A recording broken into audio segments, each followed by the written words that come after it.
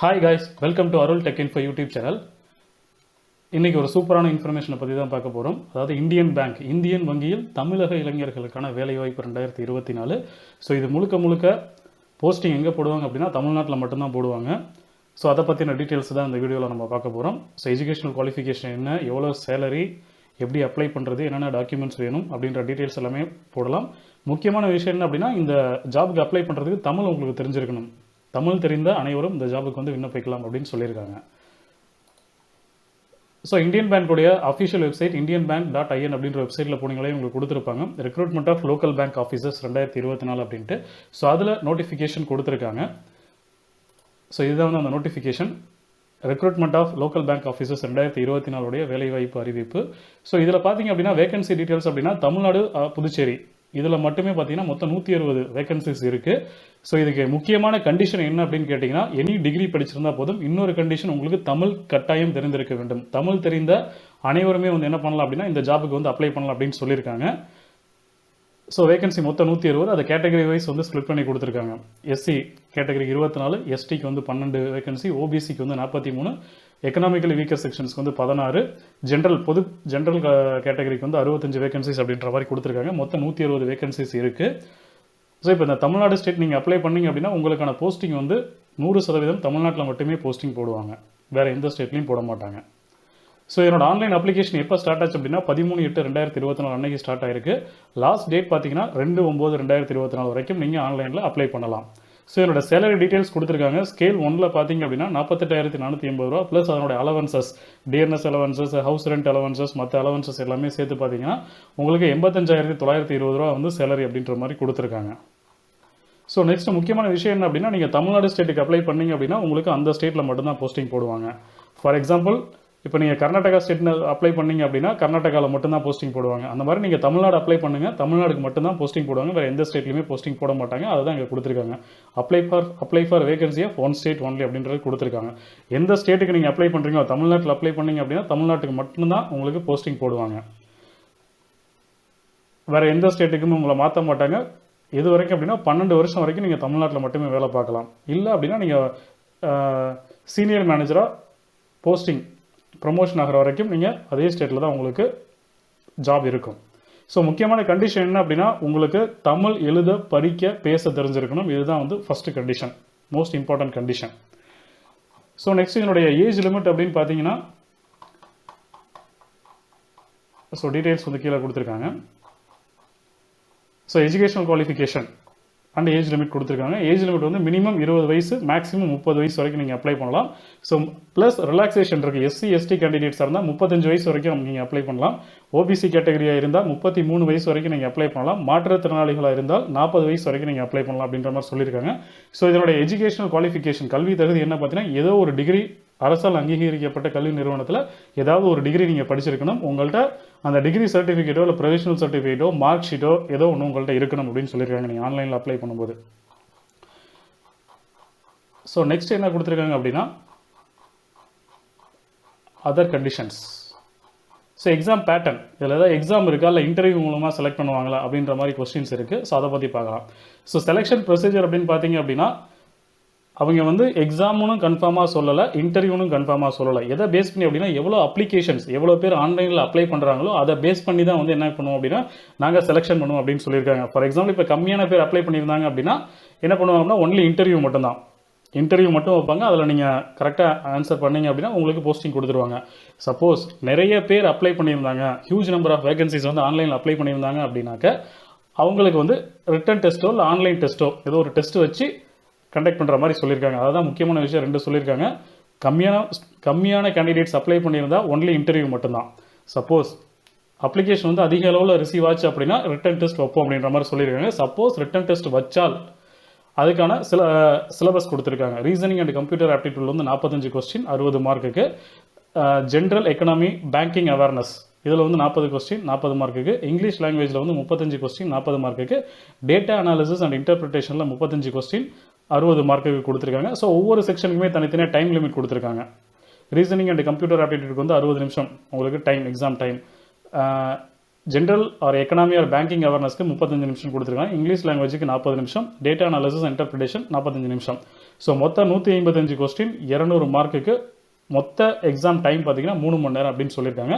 So இந்த written test கன்ஃபார்மாக நடக்குமான்றது இப்போ தெரியாது. அப்ளிகேஷன் கம்மியாக ரிசீவ் ஆயிருந்ததுன்னா ஒன்லி இன்டர்வியூ மட்டும்தான். அதிகப்படியான அப்ளிகேஷன்ஸ் வந்து ரிசீவ் ஆச்சு அப்படின்னா அப்போ தான் வந்து இந்த டெஸ்ட்டு நாங்கள் கண்டக்ட் பண்ணுவோம் அப்படின்னு சொல்லியிருக்காங்க. ஸோ இந்த டெஸ்ட்டு கண்டக்ட் பண்ணாங்க அப்படின்னா அதில் நீங்கள் வந்து நெகட்டிவ் மார்க் அப்படின்றது இருக்குது. சப்போஸ் ஒரு கொஸ்டின் நீங்கள் தப்பாக ஆன்சர் பண்ணிட்டீங்க அப்படின்னா அந்த கொஸ்டினோட மார்க்கு ப்ளஸ் அதில் 1/4 மார்க். ஃபார் எக்ஸாம்பிள் அந்த கொஸ்டினுக்கு 1 மார்க் அப்படின்னா அதில் 0.25 மார்க் வந்து உங்களுக்கு ரெடியூஸ் பண்ணிடுவாங்க அப்படின்னு சொல்லியிருக்காங்க. ஓகே, ஸோ இன்னொரு விஷயம் அப்படின்னா எக்ஸாம் இல்லை, கம்மியான அப்ளிகேஷன்ஸ் தான் ரிசீவ் ஆயிருக்கு, எக்ஸாம் இல்லை இன்டர்வியூ மட்டும் அப்படின்னா ஃபுல் அண்ட் ஃபுல் இன்டர்வியூட பெர்ஃபார்மன்ஸை பேஸ் பண்ணி தான் வந்து உங்களை செலக்ட் பண்ணுவோம் அப்படின்னு சொல்லியிருக்காங்க. ஸோ குவாலிஃபிகேஷன் மினிமம் எவ்வளோ மார்க் எடுத்தால் பாஸ் அப்படின்னு பார்த்தீங்கன்னா 40% மார்க்ஸ் எடுத்தீங்க அப்படின்னா பாஸ் அப்படின்னு சொல்லியிருக்காங்க. சப்போஸ் டெஸ்ட் கண்டக்ட் பண்ணாங்க அப்படின்னா 80% வந்து டெஸ்ட்டில் என்ன மார்க் எடுத்துறீங்களோ அது ப்ளஸ் 20% இன்டர்வியூவில். டெஸ்ட் நடக்கலை, கம்மியான அப்ளிகேஷன்ஸ் தான் வந்திருக்கு, ஒன்லி இன்டர்வியூ மட்டும்னா இன்டர்வியூவில் என்ன மார்க் எடுத்துறீங்களோ அதை பேஸ் பண்ணி போஸ்டிங் போடுவோம் அப்படின்னு சொல்லியிருக்காங்க. ஸோ எப்படி அப்ளை பண்ணுறது அப்படின்னு பார்த்தீங்கன்னா ஆன்லைனில் தான் இதுக்கு அப்ளை பண்ணணும். ஸோ அப்ளை பண்ணுறதுக்கு முன்னாடி இந்த டாக்குமெண்ட்ஸ்லாம் நீங்கள் வந்து ரெடியாக எடுத்து வச்சுக்கோங்க. அதுதான் வந்து ரொம்ப ரொம்ப இம்பார்ட்டன்ட். ஸோ என்னென்ன டாக்குமெண்ட்ஸ் வேணும் அப்படின்னு கேட்டிங்கன்னா ஆன்லைனில் அப்ளை பண்ணணும். ஸோ உங்களுடைய photograph, passport size photograph, signature வந்து சைன் பண்ணி ஸ்கேன் பண்ணி வச்சுக்கணும். ப்ளஸ் உங்களுடைய லெஃப்ட் தம்ப் இம்ப்ரெஷன், இடது கைவிரல் ரேகை வந்து தேவைப்படுது. ப்ளஸ் ஹேண்ட் ரிட்டன் டிக்ளரேஷன், இது எல்லாத்தையுமே ஸ்கேன் பண்ணி அப்லோட் பண்ணணும் அப்படின்னு சொல்லியிருக்காங்க. ஸோ அதனுடைய ஸ்பெசிஃபிகேஷன்ஸ், ஃபோட்டோ வந்து எவ்வளோ சைஸில் இருக்கணும், லெஃப்ட் தம்ப் இம்ப்ரெஷன் எப்படி நம்ம எவ்வளோ சைஸில் இருக்கணும், ஹேண்ட் ரிட்டன் டிக்ளரேஷன்னா உறுதிமொழி மாதிரி நம்ம எப்படி எழுதணும், என்ன சென்டென்ஸ் எழுதணும் அப்படின்றத கீழே பார்க்கலாம். ஸோ டேட் பார்த்தீங்கன்னா 13/8/2024 2/9/2024 வரைக்கும் அப்ளை பண்ணலாம் அப்படின்னு சொல்லியிருக்காங்க.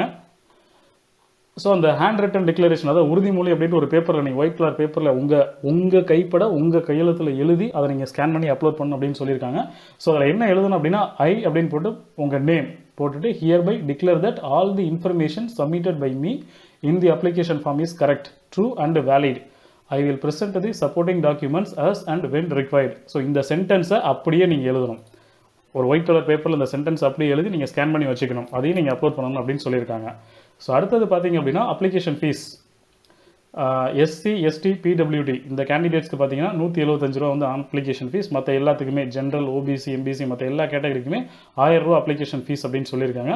ஸோ அப்ளிகேஷன் ப்ரொசீஜர் இந்தியன் பேங்கோட வெப்சைட்டில் போனீங்கன்னா டீட்டெயில்ஸ் கொடுத்துருப்பாங்க, ரெஜிஸ்டர் பண்ணணும். ஸோ அந்த வெப்சைட்டை பற்றி நம்ம பின்னாடி பார்க்கலாம். ஸோ நெக்ஸ்ட் என்ன பண்ணியிருக்காங்க அப்படின்னா நீங்கள் ஆன்லைனில் அப்ளை பண்ணி முடிச்சிட்டிங்க அப்படின்னா உங்களுக்கு டெஸ்ட்டுக்கான கால் லெட்டர், அதாவது எஸ்எம்எஸ் ஆர் இமெயில் மூலமாக வந்து உங்களுக்கு டெஸ்ட் எங்கே நடக்குது, எந்த சென்டரில் நடக்குது அப்படின்றது, ஹால் டிக்கெட் எப்போ டவுன்லோட் பண்ண அப்படின்னு டீட்டெயில்ஸ் எல்லாமே சொல்லுவோம் அப்படின்னு சொல்லியிருக்காங்க. ஸோ நெக்ஸ்ட் இன்ஃபர்மேஷன் என்ன அப்படின்னு பார்த்தீங்கன்னா, ஸோ இந்த டாக்குமெண்ட்ஸ் சொன்னோம் இல்லையா, அதெல்லாம் எவ்வளோ ஃபோட்டோ, சிக்னேச்சர் இதெல்லாம் வந்து எவ்வளோ இதில் ஸ்கேன் பண்ணணும் அப்படின்ற டீட்டெயில்ஸையும் வந்து இதிலேயே கொடுத்துருக்காங்க. ஸோ அதுக்கு முன்னாடி டெஸ்ட் சென்டர் எங்கெங்கே நடத்துவாங்கன்னா, இப்போ தமிழ்நாட்டில் மட்டும் நீங்கள் அப்ளை பண்ணீங்க அப்படின்னாக்கா சென்னை, மதுரை, திருநெல்வேலி இந்த 3 சிட்டிஸில் மட்டும்தான் எக்ஸாம் சென்டர் போடுவாங்க, வேறு எங்கேயும் போட மாட்டாங்க. சென்னை, மதுரை, திருநெல்வேலி இந்த 3 சிட்டிஸில் எக்ஸாம் சென்டர்ஸ் உங்களுக்கு ஏதோ ஒரு இதில் இருக்கும். ஸோ நீங்கள் ஃபோட்டோஸ் சைன் பண்ணணும்னு சொல்லியிருந்தாங்க இல்லையா, ஸோ பாஸ்போர்ட் சைஸ் ஃபோட்டோட சைஸ் பார்த்தீங்கன்னா 4.5 சென்டிமீட்டர் இன்ட்டு 3.5 சென்டிமீட்டர் அப்படின்ற சைஸில் இருக்கணும். இல்லை அப்படின்னா பிக்சல்ஸ்னால் 200 × 230 பிக்சல்ஸில். ஃபோட்டோட சைஸ் பார்த்தீங்கன்னா 20 கேபிலேருந்து 50 கேபிக்குள்ளே மட்டும்தான் இருக்கணும், அதுக்குள்ளே இருந்தால் மட்டும்தான் அது அப்லோட் ஆகும், அதை மறக்காமல் பார்த்துக்கோங்க. அடுத்தது சிக்னேச்சர், ஒரு ஒயிட் கலர் பேப்பரில் வந்து பிளாக் கலர் பென் எடுத்து நீங்கள் வந்து சைன் பண்ணி அதை ஸ்கேன் பண்ணி வச்சுக்கணும். ஸோ சைன் பண்ணும்போது கேபிட்டல் லெட்டரில் சைன் இருக்கக்கூடாது, ஸ்மால் லெட்டரில் தான் உங்களுடைய சைன் இருக்கணும். கேபிட்டல் லெட்டரில் இருந்ததுன்னா ரிஜெக்ட் பண்ணிடுவோம் அப்படின்னு சொல்லியிருக்காங்க. ஸோ அதனுடைய சைஸ் பார்த்தீங்கன்னா 10 20 கேபி வரைக்கும் இருக்கணும் உங்களுடைய சைனோட சைஸ். நீங்கள் ஸ்கேன் பண்ணி வச்சிருக்கீங்க இல்லையா, அந்த ஜேபெக் ஃபைலோட சைஸ் வந்து 10 20 கேபி, இல்லை அப்படின்னா 140 × 60 பிக்சல்ஸ் இந்த இதில் இருக்கணும்னு சொல்லியிருக்காங்க. அடுத்தது உங்கள் இடது கைவிரல் ரேகை இருக்கு இல்லையா, ஸோ ஒரு ஒயிட் கலர் பேப்பர் எடுத்துக்கோங்க, உங்கள் கைவிரல் ரேகையை வந்து ஸ்டாம்பேடாக ஏதோ ஒன்று வச்சுட்டு அது வந்து 3 centimetre × 3 centimetre width into height 3 centimetre × 3 centimetre இருக்கணும், இல்லை அப்படின்னா 240 × 240 பிக்சல்ஸ் இருக்கணும் அப்படின்னு சொல்லியிருக்காங்க.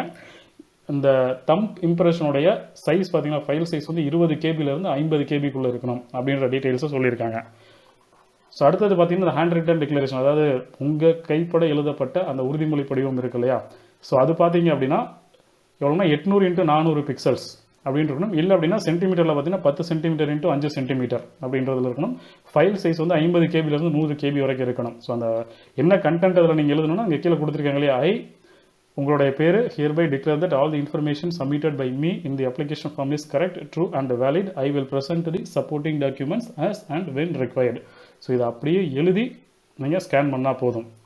ஸோ இது எல்லாமே ஸ்கேன் பண்ணுறதை மட்டும் கரெக்டாக எல்லாத்தையுமே ஸ்கேன் பண்ணி வச்சுக்கோங்க. ஸோ அதுதான் வந்து ரொம்ப ரொம்ப இம்பார்ட்டன்ட். இது எல்லாத்தையுமே ஆன்லைனில் அப்ளை பண்ணுறதுக்கு முன்னாடி என்ன பண்ணுங்க அப்படின்னா ஸ்கேன் பண்ணி வச்சுக்கோங்க. ஸோ நெக்ஸ்ட் பார்த்தீங்க அப்படின்னா ஆன்லைனில் எப்படி அப்ளை பண்ணுறது, எந்த வெப்சைட்டில் போய் அப்ளை பண்ணுறது அப்படின்றத பற்றி பார்க்கலாம். ஸோ நீங்கள் indianbank.in/career போனீங்கனாலுமே உங்களுக்கு கொடுத்துருப்பாங்க. ஸோ அங்கே கிளிக் பண்ணிங்கனாலுமே வந்து click here for new registration அப்படின்னு உங்களுக்கு ஒரு லிங்க் கொடுத்துருப்பாங்க. ஸோ அதை கிளிக் பண்ணிங்கன்னா எங்கே போகும் அப்படின்னா IBPS ஆன்லைன் IBPS வெப்சைட்டுக்கு வந்து போகும். ஸோ இங்கே அதை பற்றின இன்ஃபர்மேஷன்ஸ் கொடுத்துருப்பாங்க. ஆன்லைன் அப்ளிகேஷன் வந்து 13/8/2024 ஓப்பன் ஆயிருக்கு. லாஸ்ட் டேட் பார்த்தீங்கன்னா 2/9/2024. அது முடிஞ்சதுக்கப்புறம் 2ஆம் தேதிக்கு அப்புறம் நீங்கள் அப்ளிகேஷன் எடிட் பண்ண முடியாது. அதுக்குள்ளே எது வேணாலும் பண்ணிக்கலாம் அப்படின்ற மாதிரி சொல்லியிருக்காங்க. அப்ளை பண்ணி முடிச்சிட்டிங்க, சப்போஸ் பிரிண்ட் அவுட் எடுக்க மறந்துட்டிங்கன்னா 17/9/2024 வரைக்கும் நீங்கள் பிரிண்ட் அவுட் எடுத்துக்கலாம் அப்படின்னு சொல்லியிருக்காங்க. ஸோ இதில் வந்து எக்ஸாம் டேட் எப்போ அப்படின்றது இப்போ சொல்லலை. அது அப்ளிகேஷன் முடிஞ்சதுக்கு அப்புறம் தான் உங்களுக்கான அந்த இன்ஃபர்மேஷன்ஸ் சொல்லுவாங்க. ஓகேவா? ஸோ புதுசாக ரெஜிஸ்டர் பண்ணுறதுக்கு இங்கே click here for new registration அப்படின்னு ஒரு ஆப்ஷன் இருக்கும். ஸோ ஜஸ்ட் இதை கிளிக் பண்ணிங்க அப்படின்னா இந்த இடத்துல உங்களுக்கான இன்ஃபர்மேஷன்ஸ் வந்து இந்த மாதிரி ஓப்பன் ஆகும். ஸோ இதில் பார்த்தீங்கன்னா உங்களுடைய நேம் என்டர் பண்ணிக்கோங்க. அடுத்தது வந்து உங்களுடைய mobile number, alternate mobile number இருந்துச்சுன்னா அதை கொடுத்துக்கலாம். உங்களுடைய மெயில் ஐடி, செக்யூரிட்டி கோட் எல்லாமே கொடுத்து நீங்கள் நெக்ஸ்ட்டு கொடுத்தீங்க அப்படின்னா அடுத்த பேஜ் உங்களுக்கு வந்து போகும். ஃபோட்டோ அண்ட் சைன் அப்லோட் பண்ணுறவங்க சொல்கிற மாதிரி கேட்கும். ஸோ இப்போ நான் வந்து என்டர் பண்ணிடுறேன், எல்லா டீட்டெயில்ஸுமே என்டர் பண்ணி போட்டுருவோம்.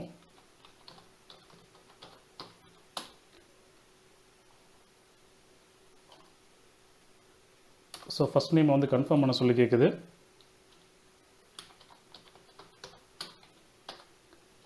ஸோ கொடுத்துட்டு உங்களுடைய மொபைல் நம்பர் என்டர் பண்ணிக்கோங்க. ஸோ கன்ஃபார்ம் மொபைல் நம்பர் கொடுத்துக்கோங்க. ஸோ முடிச்சுட்டு உங்களுடைய மெயில் ஐடி இந்த இடத்துல கேட்குறாங்க.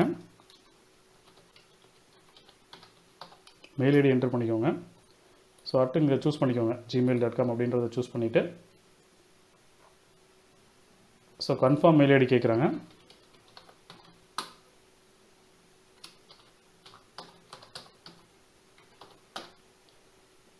ஸோ கொடுத்துட்டு இங்கே செக்யூரிட்டி கேப்சா கொடுத்துருக்காங்க. ஸோ அதை என்டர் பண்ணிடுங்க.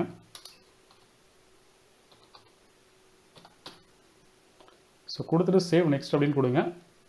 கரெக்டுன்னு கேட்கும். ஓகே கொடுத்துட்டு அடுத்த பேஜ் உங்களுக்கு ஓப்பன் ஆகும். ஸோ இங்கே பார்த்தீங்கன்னா உங்களோட ப்ரொவிஷனல் நம்பர் வந்து வந்துடும். உங்களுடைய பாஸ்வேர்டுமே வந்து என்ன பண்ணியிருப்பாங்கன்னா இதுலேயே உங்களுக்கு யூசர் நேம், பாஸ்வேர்டு ரெண்டுமே வந்து இங்கேயே உங்களுக்கு இதாகிடும். ஸோ நெக்ஸ்ட் என்ன கேட்டிருக்காங்க அப்படின்னா photograph and sign. Photo and சைனை வந்து அப்லோட் பண்ண சொல்லியிருக்காங்க. நம்ம ஆல்ரெடி முன்னாடி முறை நீங்கள் சொன்ன மாதிரியே ஸ்கேன் பண்ணி வச்சுருப்பீங்க. ஃபோட்டோ, சிக்னேச்சர் எல்லாத்தையுமே கொடுத்துட்டு அடுத்தது நெக்ஸ்ட்டு கொடுத்தீங்க அப்படின்னா உங்களுடைய டீட்டெயில்ஸ், எஜுகேஷனல் டீட்டெயில்ஸ் எல்லாமே கேட்கும். ஸோ அதெல்லாமே கொடுத்துட்டு அடுத்தது வந்து ப்ரிவியூ அப்படின்ற ஆப்ஷனுக்குள்ளே போகும். ப்ரிவியூ கொடுத்தீங்க அப்படின்னா நீங்கள் அப்ளை பண்ண டீட்டெயில்ஸ், என்டர் பண்ண டீட்டெயில்ஸ் எல்லாமே இருக்கும். மற்ற சர்டிஃபிகேட்ஸ், அதாவது டிகிரி சர்டிஃபிகேட், கம்யூனிட்டி சர்டிஃபிகேட் அந்த மாதிரி கேட்பாங்க. அது எல்லாமே அப்லோட் பண்ணிவிட்டு ஃபைனலாக பேமெண்ட் கொடுத்து சப்மிட் கொடுத்துட்டீங்க அப்படின்னா உங்களுக்கான அப்ளிகேஷன் ஃபில் ஆகிடும். ஸோ இதுதான் வந்து அந்த அப்ளை பண்ணுறதுக்கான ப்ரொசீஜர். ஸோ இங்கே பார்த்தீங்கன்னா ஃபோட்டோ, உங்களுடைய சிக்னேச்சர் இதெல்லாமே கொடுத்து இந்த அப்லோட் டாக்குமெண்ட்ஸில் பார்த்தீங்கன்னா அந்த லெஃப்ட் ஹேண்ட் தம்ப் இம்ப்ரெஷன் கொடுத்துருப்பீங்க இல்லையா, அது கேட்பாங்க. ப்ளஸ் ஹேண்ட் ரிட்டன் டிக்ளரேஷன் அதையுமே வந்து நீங்கள் அப்லோட் பண்ணுற மாதிரி இருக்கும். ஸோ இதில் ஏதாவது உங்களுக்கு டவுட்ஸ் ஏதாவது இருந்துச்சு அப்படின்னா மறக்காமல் கமெண்ட் பண்ணுங்கள். அதற்கான ஆன்சர்ஸ் வந்து உடனுக்குடன் பதிலளிக்கப்படும். வீடியோ எல்லாருக்குமே ஷேர் பண்ணுங்கள். அருள் டெக் இன்ஃபோ யூடியூப் சேனலை சப்ஸ்கிரைப் பண்ணிடுங்க. தேங்க்ஸ் ஃபார் வாட்சிங். தேங்க்யூ.